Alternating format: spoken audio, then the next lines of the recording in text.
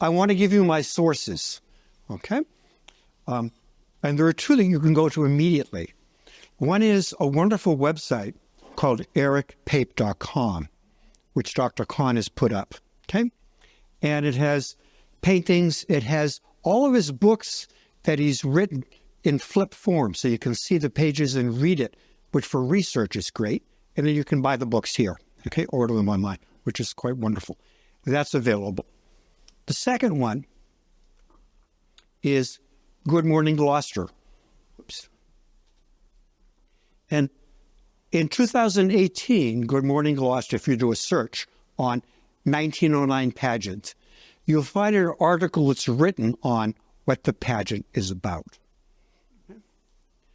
What I'm going to tell you today has nothing to do about the pageant. It has to do with a really big problem. And the problem is, in 1909, there were no smartphones. There were no telephones. There was very limited TV being researched. And there were no radios. So that meant this kind of conversation was critical. Everyone listened. It wasn't a world of what they visually saw. It's how they heard it. Okay? And so this event in 1909, if you go to Good Morning Gloucester and search on it, you'll find what the Gloucester Times does, which is it produces a 20-page Gloucester Day insert to the Gloucester Daily Times. It's the first newspaper in the United States to produce a circular or a separate piece on an event like this. Okay? I wanted to start with this as an illustration of what it was like when radio found the hits. Because when you start looking at the people, there were very many different types of temperaments. Okay? There's someone waiting on it, there's someone tuning, people who are in attunement. Person over here, the woman is like, oh, I got to think of something else. I could have gone to dinner instead of listening to this guy. You know, all of these kinds of things. And this didn't exist in 1909. Look, you wouldn't even hear this. We have no record that we can play from 1909. It happened right over there. And just to set the stage, it was August 4th, 1909, 25,000 people assemble at Stage Fort Park for a pageant. Now, Gloucester's census in 1910 was 24,000 people. So let's just back it back. It's like, where did they all come from? It was a day, August 4th, where Cape Ann held its breath, where democracy came in on the waves. Everyone contributed to the Gloucester Day, which had the storefronts trimmed out, thematically presenting, parades twice during the day. Lanesville stopped all the quarry work for the day. Everything stopped, okay? It was the largest outdoor gathering in American history to that point, okay? There were 25,000 people in attendance and 2,000 people in the cast. All right? So this didn't happen overnight. Pape started this a year ahead of time, and he already had hit the ground running. In 1906, he had created the petition and the artwork to save the USS Constitution from being taken out for target practice in Boston Harbor. Okay? Yeah, he did. In 1907, he followed that up by the creation and the dedication of the tablet at Stage Fort Park. Right? Stage Fort Park already was a commercialized space for the circuses, for the different religious tents to come. And it was also had a great spiritual meaning for many of the indigenous tribes. Buffalo Bill, who had his circus come in, reports that after the performance, he saw all of the indigenous Indians going off behind Stage Fort Park and doing a prayer of thanksgiving to the rock. So this was Stage Fort Park at its best in 1909. We're going to hear the radio one more time. I had fun getting this. It's the only media file, okay? By the way, you can ask questions at any moment, okay?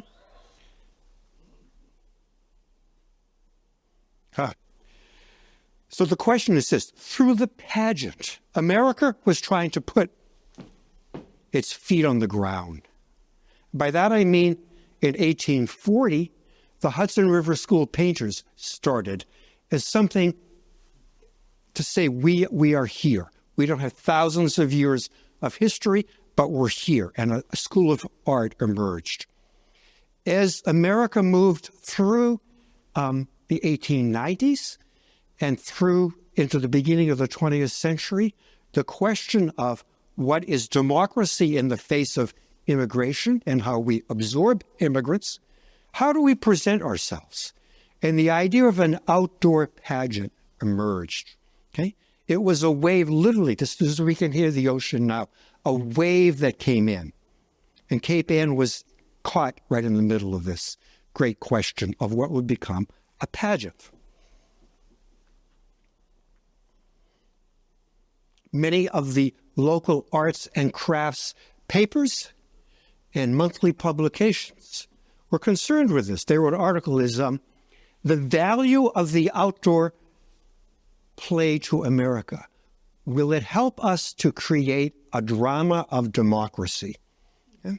You have to understand, with 2,000 people in the cast, this particular event cut across all ethnic groups. And the reality of this fireside chat is going to come to this one sentence. I mean, you can go through Dr. Kahn's website, you can go to the Eric Pape website and get a great deal of what it was. I should say he was born in 1870, lived to 1938. So he spanned artistically an incredible career of portraiture, which you can see here, of outdoor landscape, of great illustration for many books in it. An early article about him in Europe, where they were reviewing European artists, said, well, there's this man from America named Eric Pape. He's of a nervous disposition. And when we look at him, we realize he's not bounded by just one form of art. Just everything interested him. So it's quite natural he comes to the United States, and in 1898 he begins the Eric Pape School of Art in Boston. I think it may have been the first art school in the United States. He had a really simple criteria. Come, sit down, draw, paint. No criteria, no jury. It was a European model. He was wildly successful with it. Okay?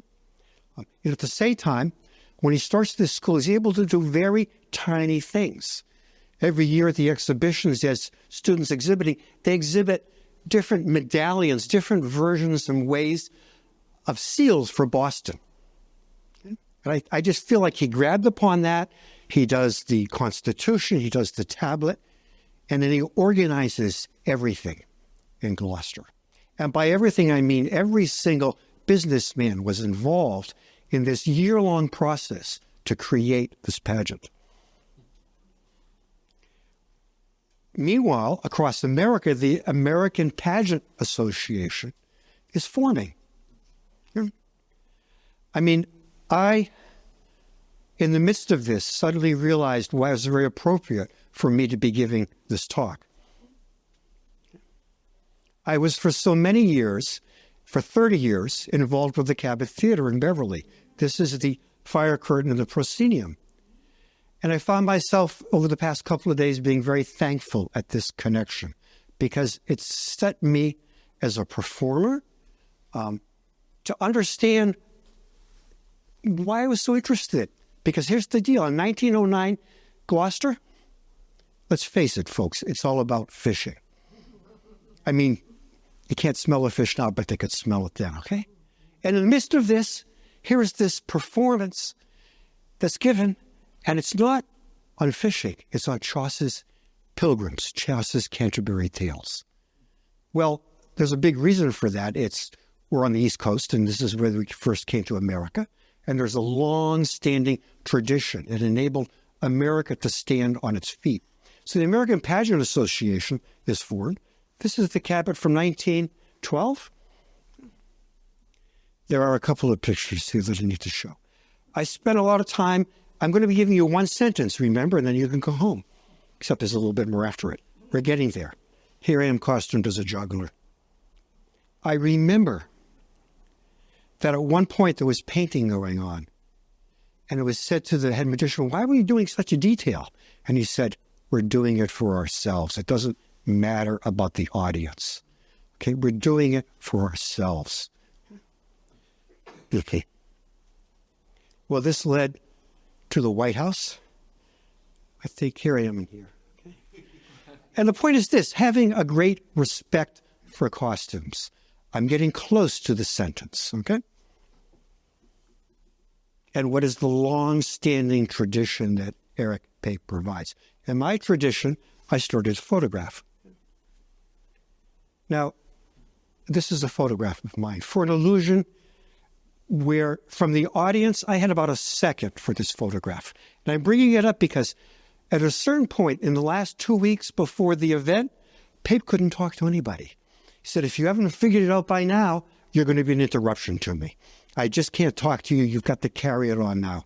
He wanted to have 400 horsemen in armored costumes brought over from Europe as a part of the event. He got maybe 50. So this is Eric Pape in 1906, a painting of him. Again, this is from Dr. Cohn's book. This is at the point when he was doing the petition for the U.S.'s Constitution. I mean, what a vision he had to have, okay? He's summering in Annisquam at this point. The painting of Gertrude Cowain, which is here in the corner. Gertrude was the wife of Madison Julius Cowain, who was known as the Keats of Kentucky, because he wrote very florid, very fanciful poetry on landscape. But he ends up being a friend of Eric Pape's. He comes to Annisquam. He goes with him into Dogtown. Eric does many, many, many illustrations for his work. And Madison says to him, he says, you know, Eric, you can do this pageant thing, but where you're really going to be famous for is your painting.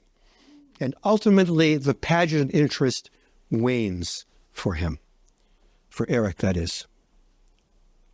So this is just a brief. By 1899, he's really attracting attention, okay? And this says, let me see, okay? The young man, a wide circumference of interest. Okay? And this wide circumference of interest goes through his early life, it goes through his first marriage, through his art school. After his first wife's death in 1911, he closes the art school within 2 years.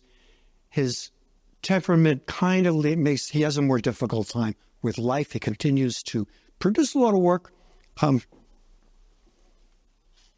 should add here, you see over in the Sphinx, one of the most far out things is in the 1890s, he's camping out at night with his head on a camel saddle right underneath the Sphinx, okay? I mean, that alone set him up to do Gloucester. After this, why should this be so difficult? He cast a wide net. Eric Pape wrote letters of invitation to come to the 1909 event across the world.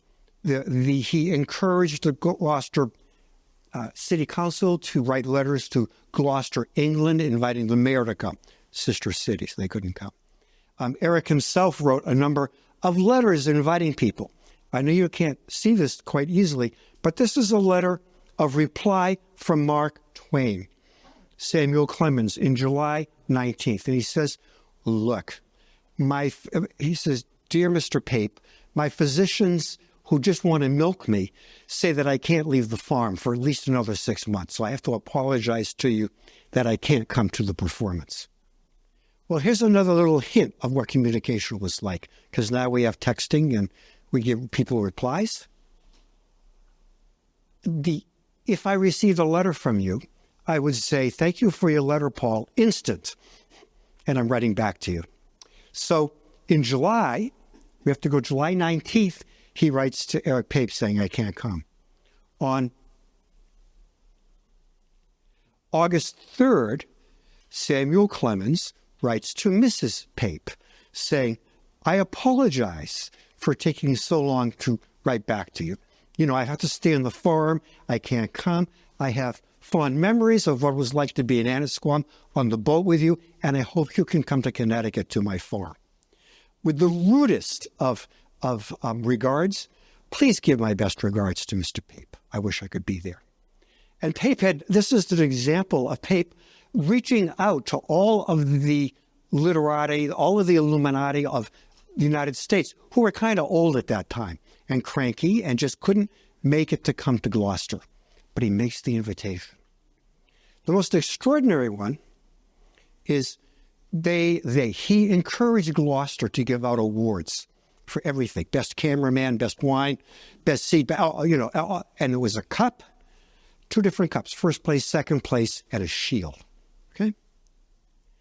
This is all about the judges that he chose. He chose 32 people. Only one was from Cape Ann, Charles Grafley, who lived in Gloucester at that time. And he doesn't list them as being a Gloucester. He lists all of the different places. He knew everybody. I mean, he knew so many people stateside and in Europe who came as judges. 32 to Gloucester for this event.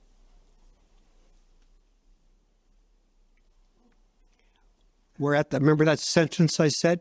We're right at it. So in June 26, 1909, 800 school children of Cape Ann, Gloucester, maybe Gloucester kids, gather at Gloucester City Hall. And I think his name is Spalding, who's the director, because they're going to do boys' chorus and girls' chorus at this event. And they've all gathered together. If you look in the background, you can see some adults who are the kind of nervous teachers. 800 kids at one moment. And Eric Pape shows up. And this is what he says. This is the sentence. Eric Pape spoke briefly to the children, telling them of the important part they were to take in this great event. And when assured that they were to be permitted to keep the costumes, which they will wear on that occasion, they were wild with delight. That's the sentence. The children will be dressed as flower girls and choir boys, grouped in different colors to produce, typo, the most striking artistic effort. Well, when I read this, and it's just a throwaway line, I thought of my time at the Cabot, and I thought of another important turning point. Eric, after the 1909 event, he's very much involved with the Players Theater Group in New York, and many of the paintings, many of the illustrations here are of that. But in the 19th century, actors were expected to provide their own costumes. And so you see, and if you go to the Players website, there's a great photograph of these bejeweled gloves. I mean, it was just like showing off, right? And the pageant and the drama of democracy as reflected in Cape Ann was how a farm boy or a farm girl or a fisherman's son or a fisherman's daughter could suddenly be dressed up in an event and furthermore get to keep the costume. Now, it didn't matter, flower, there are no pictures of this. Okay? Part of the jurying was to see in this audience of 25,000 people what national costumes people were garbed in and what group had the best representation of their culture. You couldn't do this now. You get what is the art? No offense, but the artistsphere that comes in. I mean, Stage 4 has a few things. So this, for me, it's like I saw this line and I said, this makes sense. It's going to make sense because I'm going to go from 1909 to what happens after that on Cape Ann. Okay. This is Stage 4 Park this morning. Okay. It's kind of the view. I'm not quite up high enough, but Eric Pape had gone with Percy MacKay, who writes the play that is performed. He had gone with Percy to California in 1906, 1907 to look at the Bohemian hijinks, which were in the redwoods. Outside the trees, plays were put on where characters came off the trees, all kinds of things. Okay? And so he understood the value of having an outdoor landscape. Furthermore, bear in mind, this is 1909. This is this is a rough photograph from the Gloucester Times. It's the only one. This is Stage 4 Park with hundreds of wooden seats created for people to sit in and on. Now, they're sitting there, they're getting ready, and they're hearing that, what we're hearing right here. They're hearing the ocean. Okay? And it was a self-regulating audience. Once the performance started at 8 o'clock at night, for 2.5 hours, they knew when to be quiet as they watched different characters emerge from behind the rock, from out of the tents. Okay? This was a pageant to be heard and seen. It's very, very quiet in front of it. This shows the scene. The whole pitch was President Taft is coming. For a year, Taft agreed that he was going to come to the event. And then he had to stay in Washington because of a political issue with tariffs. Okay, he couldn't come. This is another picture of the chorus at City Hall. So it was a pretty big deal. This is Eric Pape's painting of the 400 horsemen. This is a few of them coming out from behind, the players coming out from behind Stage Fort Park in the rock. Okay?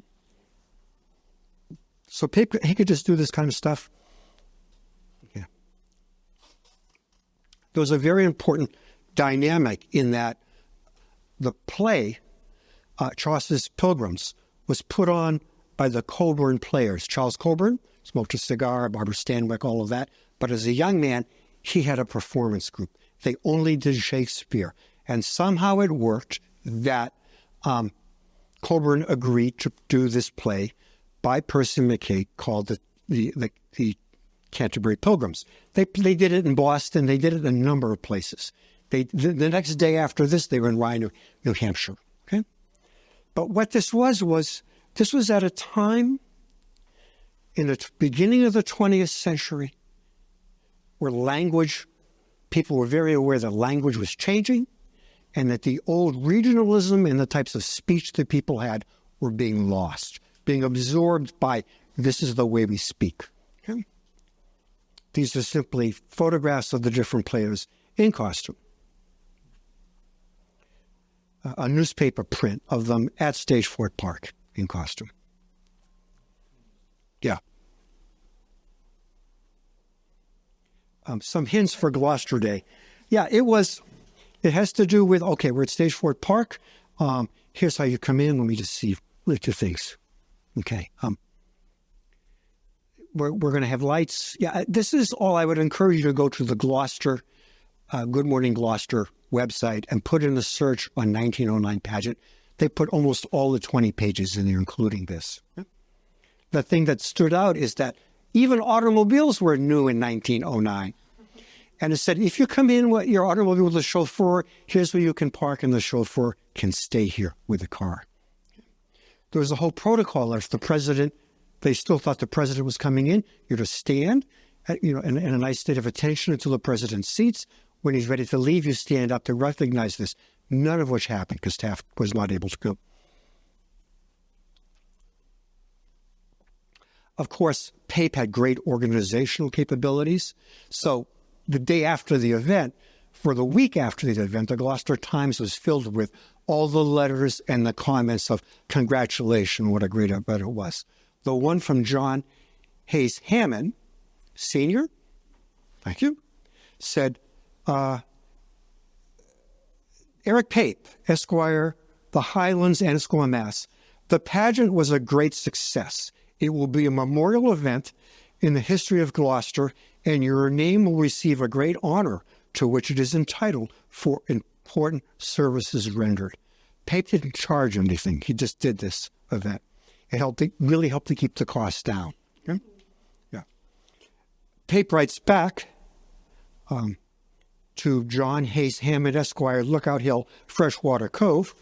I feel deeply the kind words you wired me today regarding the Gloucester pageant. Words fail me in expressing to you my gratitude for your own splendid efforts, which made the event a marvelous success. Hayes wanted to be the vice president candidate. Is that not correct? Yeah, for Taft. There was a whole thing there. Taft never really came to the fore as a politician, basically. It never really worked. So the right arm, if we take Pape as the left arm of this, the right arm was Percy MacKay. And at the turn of the century, there was another problem, apart from the fact that we didn't have any media available. The problem was the Industrial Revolution had gotten to a point where people could take vacations. Everybody could have 2 weeks in this, oh my God, how are we going to keep these people moral and civic during this time? And Percy MacKay believed in the civic theater of recreation. He believed in the idea of outdoor, what we now know is what has become summer stock, but the idea of a local event with local people and summer people coming together to produce a play. This swept certainly through the regionalism of the Northeast, visual aid. One of the great sources has been this book, American Historical Pageantry. Okay, yeah, of course, it just deals with pageants. Okay, and if you think of how little kids like to dress up, communities love to dress up. Okay, people flocked to the event in 1909. Kids still like to dress up. We all like to dress up. Right? Well, so Percy, this is Percy MacKay. He was the first atomic poet. He first wrote a poem on the bomb of Hiroshima and the problems with the atomic wars. This is a painting by Frank Mason of Percy at 80 and Percy at 8, putting them together. Percy writes a poem called Dogtown Comment on Dogtown. It's been produced, maybe some of you have seen, gone to the place. He was in Ohio when he wrote it. He wasn't in Dogtown. It really had nothing to do with the way that we think about or talk about Dogtown. It had to do with regional speech, okay, and American folklore and American folk ways. So MacKay writes, he actually translates Chaucer's Canterbury Tales in 1905. He hung out with the Cornish Writers Group and Augustus St. Gaudens, as Pape did. Again, a 4-hour version here is to give you everything that Pape did. Pape was intimately connected with those who were concerned about how language sounded. It's why he was able to do the Canterbury Pilgrims and Players in Gloucester. Fisher, yes, George.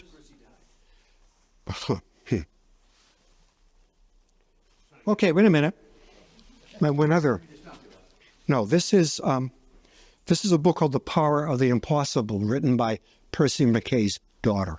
Okay? Because Percy knew everybody. Oh, let's see. He dies. He's definitely died. 1956, 1954, in that time. He lived for a long time. He outlived his wife by a long time. Percy was represented the written side. I mean, Pape didn't write plays. He didn't write. He painted. He drew. He did things. He saw a situation and he went. But now to give you the scope, 25,000 people in 1909. And Eric does other set production side and creations. Percy goes on to St. Louis. Okay, then we're going to do this one image and then we're going to come back to Cape Ann. Right? You can see the pageant and mask of St. Louis. All of this was based on European principles, on what had been going on in England and in Germany for 200, 300, 400 years. It comes into America so it can put our feet down. Here's how Percy puts his feet down. This is the scene in St. Louis on this 150th anniversary. 100,000 people in the audience for 8 consecutive nights. 100,000 people, okay? You can look at it. They build a waterway. I mean, there are several books out, but the point is this. Now they're facing with how the heck does this person hear? What does this person see? You know, and all of this is just as Hollywood is beginning to emerge, beginning to really take shape. It's the largest outdoor spectacle in American history. Yet before it, 25,000 would be basically kind of like this, you know, 1/4. In Gloucester, they said specifically, ladies, take your hats off. If you want to wear a scarf or a mantilla, you may, but please no hats because the person in front of you won't be able to see.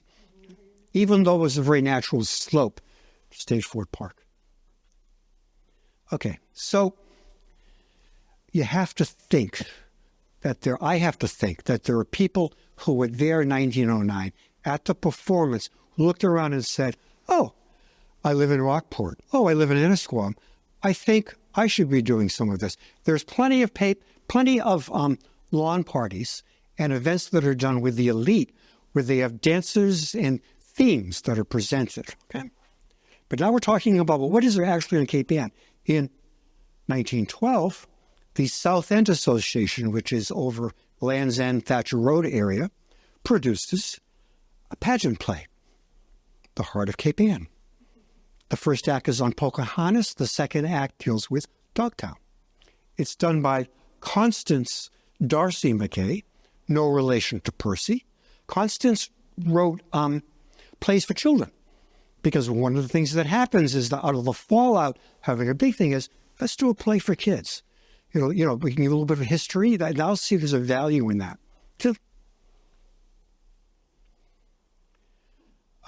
Through the pageant, shall we develop a drama of democracy to bring it back? Art was not separated from daily life, okay? There were no art associations on Cape Ann in 1909. Is that correct?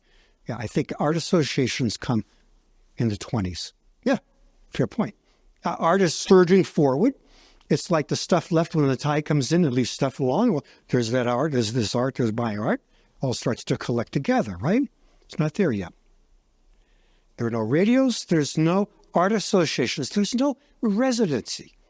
Okay? They come in and they do it. The bastions of the garden is by this time in 1912, New York has got hundreds of garden theaters. Okay? Very democratic for lower class people and middle class people to come out and get together.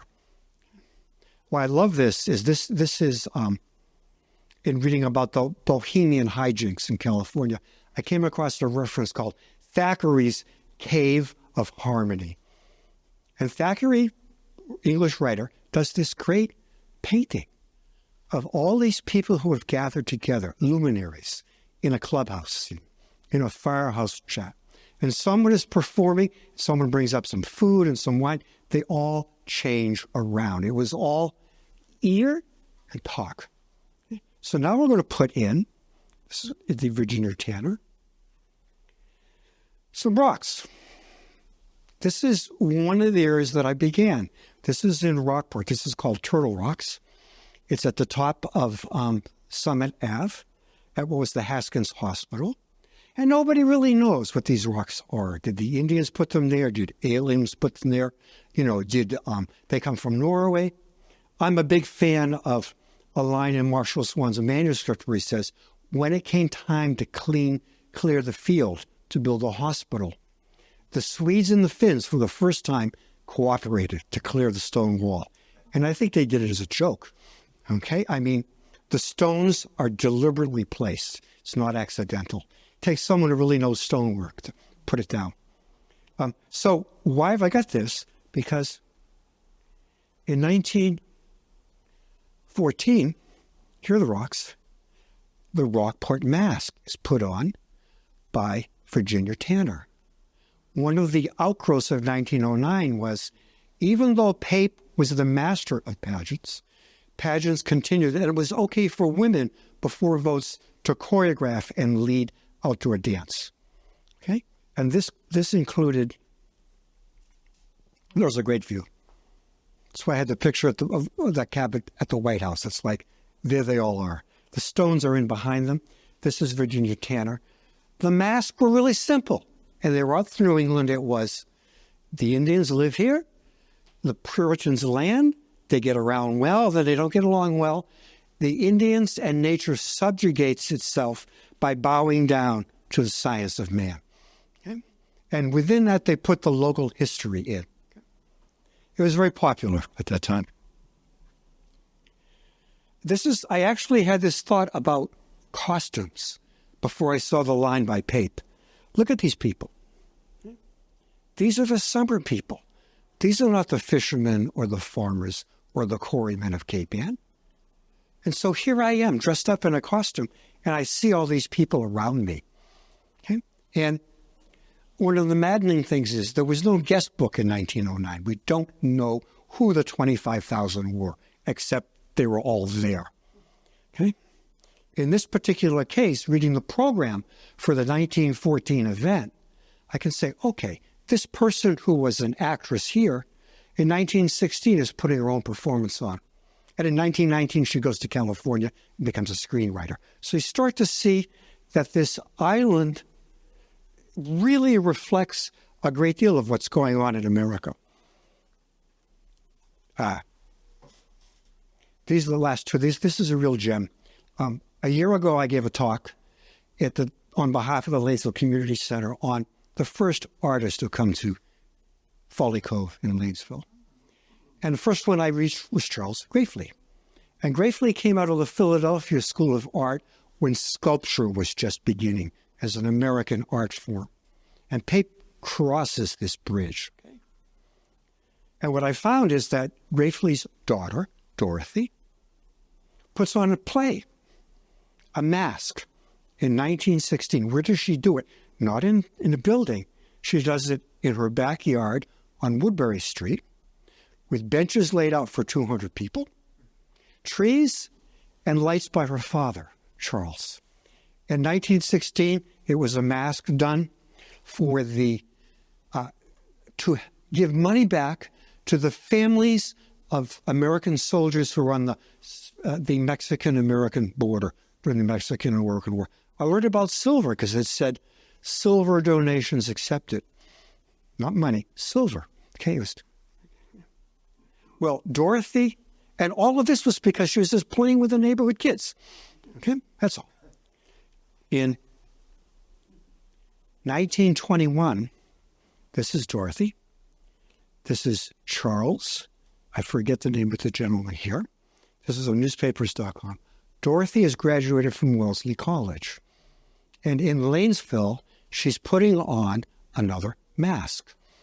And what's significant about this is two things. One, it's a fundraiser for Wellesley. All right? Try that now. Okay? Try doing something in anywhere on Cape Ann and saying it's for somewhere else. It's a little bit more tenuous. The other extraordinary thing is it's so popular. The one before this had 250 people from the Lanesville community come. There must have been, 251 people living in Lanesville at that time, right? It's a joke. She's so successful that they open it up to the North Shore as an event from Cape Ann for people from the North Shore to come to attend. So this is 1921. What I'm excited about is seeing that this all fits under what I would call as pageants, parades, and festivities on Cape Ann. Okay? And Pape fits into this in such a huge way in it. That's as much as what I have for slides. Are there any questions or comments? Love to take. Otherwise, it's extraordinary. To be here is such a privilege. Yes. Yes, to you. There's no doubt there was a magic. The ability of all of these neighborhoods to come together, because it involved the firemen, the fishermen. It involved all of the ways that communities would be organized to protect themselves. Okay? It involved, for instance, there were 100 ushers from high school that were attending. So there's an order of scale and magnitude that we don't appreciate or know now. You can't get 25,000 people on Stage Fort Park. This is before the surge of, I'm an artist, I have the right to, all of which is fine. I am one of those, okay? But in 1909, at this time, this apex was community-based. Okay, it evolved from the community. Dorothy Gratefully, who was sickly, is playing with the kids in the neighborhood. Pick up, pretend, be. Okay? And the rehearsals in costume put them in the spirit, put them in a connection that we have so many distractions now. Yeah. To speak quite bluntly about Pape, if you look at 19th century portraiture, the characters will come back repeatedly to pose. Sometimes it wasn't just, was not a quick picture. And you see that reflected in that there's an essence captured, but it's through a series of posing in particular. So Pape's first wife dies, and there's an article in the Gloucester Times where he says, American girls are really the coming fashion. They're more shapely, they're more thin. Now, he has a model named Alice, the same name as his first wife, who he paints, who works with him for several years, and finally they get married in life. So you don't really know. It's just, and yet films is starting, Hollywood is starting. There's a whole different shape to it. You know, it's not Gothic, it's not German. It has a different feel to it. I don't know. There's an article that was written on a woman who attended the Tales here. What? The pageant? Yeah, the pageant, 1909. It was the Overland. What's the Overland Reporter? It was started by Bret Harte. It's a Western thing. But she talks about the pageant. She says the Gloucester pageant. It was amazing to sit in the audience and to see how the audience regulated itself. It knew when to speak. It knew when to be quiet. It kind of all knew how to move its attention. We don't have that. You see a concert where people are putting up iPhones with the lights on them. It's not really attention. I mean, the basic thing was, okay, so you had this event. So what? I mean, so what? Okay? And so what? So this was particular in 1914 where Virginia Tanner does the Rockport Mask. Now remember, Rockport and Gloucester, sometimes they're like this, right? And after it, she writes a booklet called How to Do a Pageant for the Little Town of X. Yeah, and it's really, she talks about rye and rye mills and rye something else. It's really Gloucester and Rockport. And she says, okay, at the end, the people in town say, well, so what? What is this going to do? You know, I mean, you had this play, this show was great, but you don't have nothing permanent. Gloucester's permanence was already in motion. Had nothing to do with that. It had to do with the boulevard being cleared and the permanent memorial of the fisherman's statue coming into play. So it wasn't apex. It was the last. I mean, Percy goes on to St. Louis. There are other stagings of masks in place, but then this thing called World War I comes along, and it becomes American patriotic parades, and the pageant becomes a beauty pageant. But see, that's where Pape was so amazing. A year ahead of time, he walked into the door with, I've saved the U.S. Constitution, and I've put this tablet on your rock. All right, now you're going to listen to me or not, okay? There was that side of it in it. As a matter of fact, so he said, well, what is Gloucester Day? What is this all about? You know? Well, Gloucester Day begins in 1897, and it was because Gloucester looked at Salem and it looked at Newburyport days, and it said, well, we need to do that. And so in August, when all the summer people are in, they started the yacht races, and that was known as Gloucester Day. And Gloucester Day 1909 was the biggest event. So what happened going forward? This is where the Sawyer Free Library being online is incredibly valuable. You put in Gloucester Day. By 1930, it's Gloucester Days. And it's like, well, I'm the merchant who sells rugs, and you come in on a Friday, you get 10% off. Okay? And furthermore, if you are walking around with the circular for Gloucester Days, you know, of sales, and you see a young lady on the street and you say, excuse me, are you the Gloucester Days girl? And you are, I get a prize. Only if I get the circular. So by 1940, it's, you know, by 1950, it peters out. And now again, it's the 1960s that it becomes a Gloucester Day in the schools to remember what Gloucester was like. No connection. And it's, by no means is it easy, and it really doesn't matter. It's just, this is what happens. Gloucester Day in 1909 was pure. Okay? It was pure. And this event had, just to understand, there were between 3 and 7, depends upon what you read, naval ships out there with searchlights to light up the sky. The church bells were tuned to ring at a...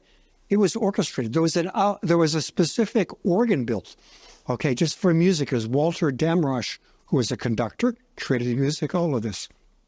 The level of detail is extraordinary. Need to do, Dr. Cohn, you need to do a book on the pageant. Okay?